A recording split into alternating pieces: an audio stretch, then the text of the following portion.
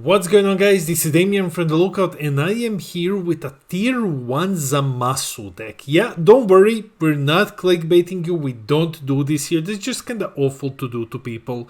But I've actually went out, I've searched the data, I've looked high and low for a deck which currently performs best versus Topku, statistically. And I'm gonna bring you some data along with a tier 1 build with stats to back it up, because we don't spread misinformation here. Anyways, guys, before we begin, two important things. First off, we give away codes on every single Fusion World video. We give away 2 codes to 1 lucky winner. All you got to do is be a subscriber, like the video and leave a comment, and then at the end of the next Fusion World video I'm going to be picking the lucky winner. And a huge shout out to the Coffee Club, our lovely patrons. These are our $2 and up patrons. They buy us coffee, they keep this crazy content grind going. And guys, thanks out for support. If you wish to join the Coffee Club, link to a patron is in the description below. And I think that's about everything. Roll the video! As with all of our videos, let's start with the breakdown. So here is the tier 1 Zamasu build. I'm going to talk about Zamasu's place in the tier 0 meta, which is currently just Topku now. I will show you some results, I'll show you data to back my claims up, then I'm gonna show you the deck list and we'll just wrap it up with a summary. Let's go! Let's start by talking about Zamasu. So why Zamasu?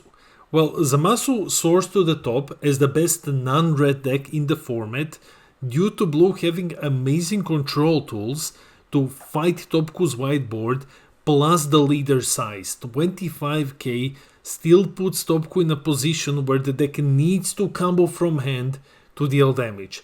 The only problem usually is that Topku just gets to keep drawing while you just kinda sit there and lose hand eventually. However, leader size plus control tools allow you to get into the late game when this deck really starts to shine. 25k plus board wipes, and this deck has board wipes galore, force Topku to lose at least some resources from hand, and if you can pressure them early enough you might actually win. Let's start by checking out the results. Okay guys, so this is the part of the video where I use actual data to back up my claims.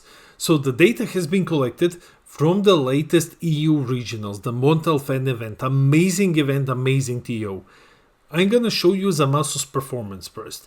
There were 2 Zamasu decks in the top 16, 6 decks in total in top 32.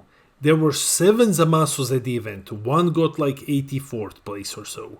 But 6 out of 7 Zamasus made it into top 32.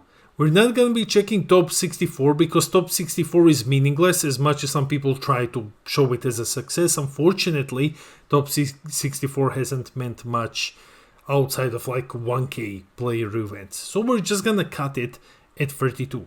There were 140 players at this event. So for extra context, when we look at the rest of top 32 is 20, we will see that there are 21 decks which were red. So the majority was red. You can see this on the pie chart to the right. It's just Topku and Beerus, but it's basically the same deck. So just placed it as a color red. The remaining decks which made it into the top 32 were 2 Cells, 1 Trunks, 1 Frieza, and 1 Blue Vegeta. Okay, so now that you know the breakdown, let's talk specifically about Zamasu's performance. Let's take a look at how Zamasu did versus Topku in general. So combining the top 32 results, here is how the leader did versus Topku. 16 wins against Topku decks and 8 losses specifically to Topku. Now you might be thinking, well, that's a bit of, those are like some weird numbers when you look at top 32, yes, because we're only taking into consideration matches versus Topku. Topku wasn't, in every single round for most of these decks. It was for one, and that's the one that we're going to be showing you today. Luca Zamasu build, you can see his score over to the right, 5 wins versus Topku and 2 losses versus Topku. All 7 rounds of Swiss specifically against Topku. Only that one deck, 5 wins and 2 losses. And like, one loss was versus Ivan, who was one of the best players in the world. And yeah, he actually got second place. And another one was versus Lorenzo, who then also proceeded to get into the top cut.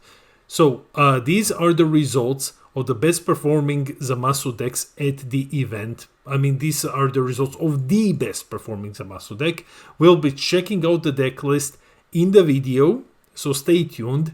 But before we do that, let's take a look at some more statistics. Just to drive the point home, this is the last piece of data that we will be looking at today, and that is Topku's win rate from the event. There were 60 Topku decks. You can see this on the table to the right. So 60 Topku decks. And if you take a look at Topku's win rate, that is only at 50% or less, here's what you get. 50% win rate versus other Topku decks, 44% versus Beerus's, and 40% versus Zamasus. The lowest win rate that Topku decks had at the event was versus Zamasus. Specifically Zamasu. There is an even lower one at 36%, but that's Cell, and there were only 3 of them at the event, so we're not really counting Cell. We're gonna take a look at Zamasu. So 40% win rate against Zamasu. Zamasu, by that math, has 60%. At this event, Zamasus had 60% win rate into Topku. Yeah. If you take a look at the results combined, at how each leader did. So yeah, it looks like we have our tier 1 blue deck. Now let's check it out. Alright guys, I am here with Deck Planet, the objectively best deck builder in the world, and I'm gonna be going over the Zamasu deck. So this, if you haven't seen this before, this is just what's called a creator view. It's something called the Deck Planet did for us content creators so that we can gradually show you the deck. So let's just dive into it. Link is in the description below, and we are starting with our 1-drops, 4 copies of Pilaf, just because you can loop a lot of stuff with Pilaf, and 4 copies of Sun Goten. So Sun Goten, we use Sun Goten in this deck as a cheap form of removal. You play him for 1. On play, choose one of your opponent's battle cards, cost 2 or less, and return it back to hand. Also 10k combo. Then 4 copies of Trunks, this is just your cantrip to draw 1. Then moving on, we have another 1-drop, 4 copies of Zamasu, 5k on play, choose one of your opponent's battle cards with a cost of 1 or less, and bottom deck it. So even more removal. So far everything is just removal or draw or some sort of advantage slash recursion, card recursion, such as Pilaf. Then we have 3 copies of the new Zamasu SR. A permanent discard can be removed from the battle area by your opponent's skills, and when attacking, discard 1, draw 1. So it's a 20k 2 cost, which has some sort of removal protection on it, though it doesn't really work versus red most of the time, but it also allows you to fix your hand a bit. Moving to 3 costs, 4 copies of the Vegito. Vegito is just insane. 25k SR, a permanent. During your turn, if you have 7 or less cards in hand, reduce the cost of battle cards in your opponent battle area by 1. This will allow Sun Goten now to hit 3 drops. This will allow Zamasu card to hit 2 drops, because now they're just gonna be 1 cost lower. And on play, choose up to one of your opponent's battle cards with a cost of 1 or less and bottom deck it. That's what you're doing. You're not really KOing things, you're bottom decking. And here's the huge thing about it. If you can bottom deck your opponent's cards, they can't get them back with Glimpse. That's the big thing. They can't use Glimpse of Arrogance just to be able to recur cards from the drop, because you're not removing them that way. You're bottom decking them instead. Then you have 4 copies of Gotenks, just an amazing beater. 3 copies of the newest Zamasu 25k. When attacking, if you have 7 or less cards in hand, you draw 1, and then it has an ability where if it's KO'd, when this play this card from your drop-in rest mode, and then you can't play any more of them.